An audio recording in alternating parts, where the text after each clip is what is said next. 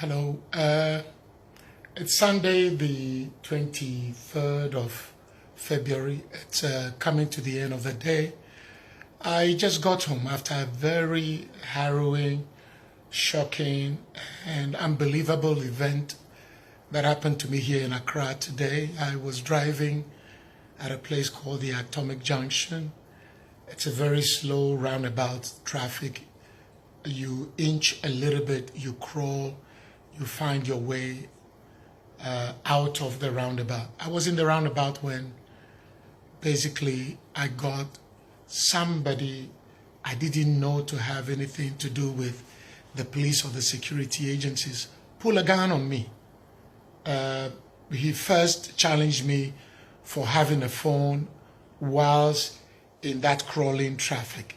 I wasn't receiving a call, I wasn't talking, but yes, if there is one thing that would constitute guilt, I had the phone in my hand, but I was Google mapping. So he came to my passenger side, shouted, screamed, and I said, did I take the phone from you? Is it your phone? I think this question really triggered something. He got upset, he took his motorbike, he was wearing a cap with a CTU or something like that on it. I couldn't see the full figure of the guy. Next thing I knew, as I was trying to find a way out of the roundabout, he had gone and thrown his motorbike, not even violently, right in front of my brother's car, which I was driving. Proceeded to jump quickly from the ground and straight up to my passenger door, yanked the door open, screaming at me. Traffic is blocked all the way, and he's screaming and alleging, telling blatant lies. You knocked me down, you knocked me down.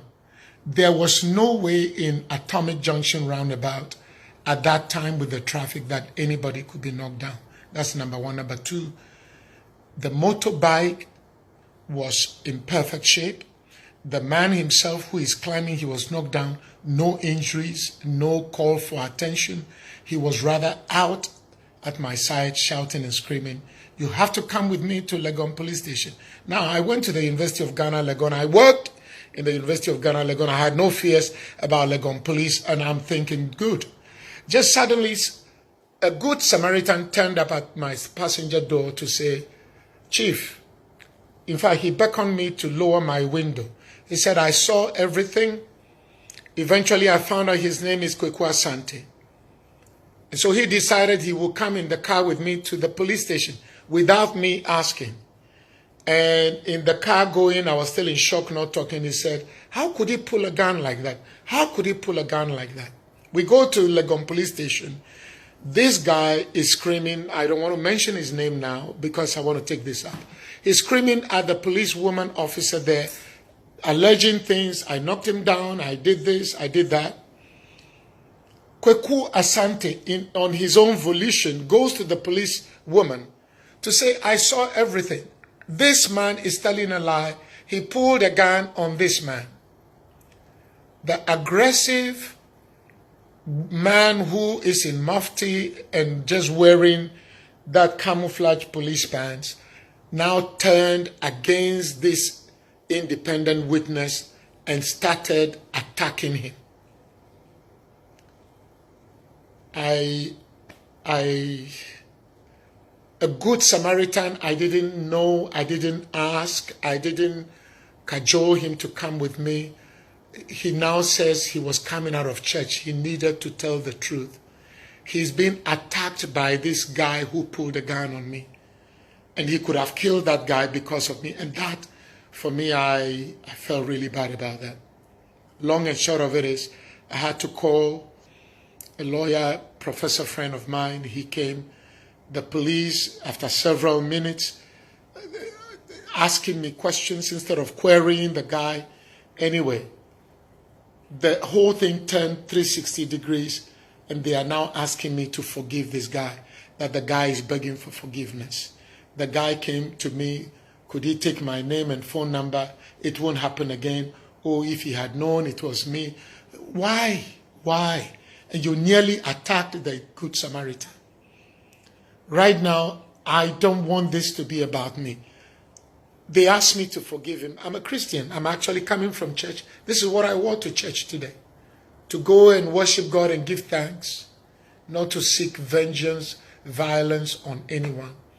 I will forgive the guy, but my biggest problem is I live in the United States. Nobody in my nearly 20 years of living in the US even raised a finger at me. I've paid maybe fines to the police like everybody else, but nobody pulled a gun on me in that country of guns.